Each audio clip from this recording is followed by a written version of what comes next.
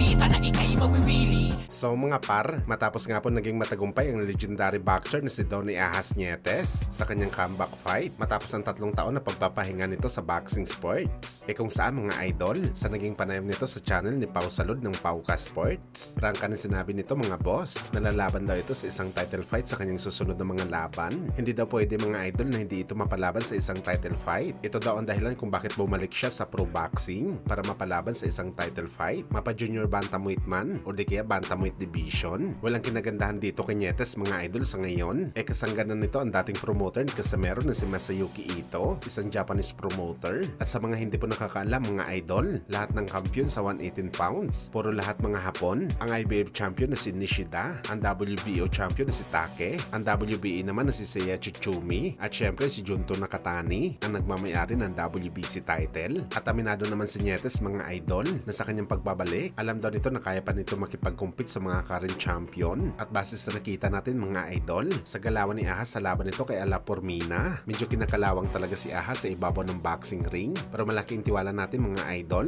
na kunting intense training lang, maglalaho na ang kalawang na to. At kung mabigyan talaga mga idol ng opportunity si Nietes na mapalaban sa bantamweight division, para sa atin punteryahin niya na lang ang pinakamalakas dito na si Junto Nakatani. Mahirap na pagsubok ito mga idol para sa 42 anyos na Pinoy. Pero dahil mataas naman ang kanyang kumpiyansa sa kanyang sarili, hindi talaga imposible na matalo niya si Nakatani Boy. At kapag nangyari to mga idol, bukod sa mapapasama ang pangalan ni Nietes sa pagiging 5 division champion, kagaya na lang ni Mayweather Jr. at Thomas Hearns, mabreak pa nito mga idol ang record ni Manny Pacquiao. Halos 17 years na ang nakalipas nung lumaban si Pacman sa kanyang pagiging 5 division champion, at winasak nito ang number 1 dati sa lightweight na si David Diaz, na siya talagang nagdala sa pound per pound best boxer kay Pacman. Mas maganda talaga mga idol na pinakamalakas sa makalaban ni Ahas para manalo man o matalo, talagang makakakuha pa rin ito ng paghanga galing sa mga boxing fans.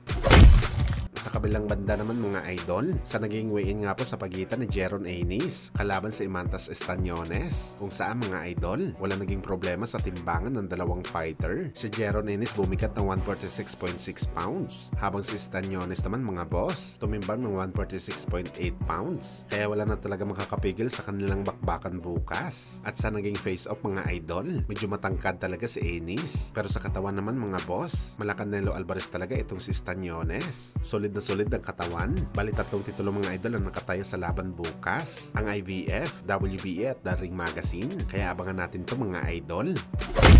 Samantala sa kasabayan naman ng weigh-in ni Estañones at Jeron Enis, hindi po naging maganda ang nangyari sa press con kahapon mga idol ng dalawang fighter na maglalaban din bukas. Dinuruan lang naman kasi mga idol ng isang fighter ang kanyang kalaban, na para sa atin mga idol, isa talaga ito sa nakakabastos na gawain. Pero walang bad blood ang naduruan mga idol, dahil kanina lamang sa weigh-in nila, imbis gumante, nagdala na lang ito mga idol ng face mask para hindi na maulit na maduraan ng kalaban.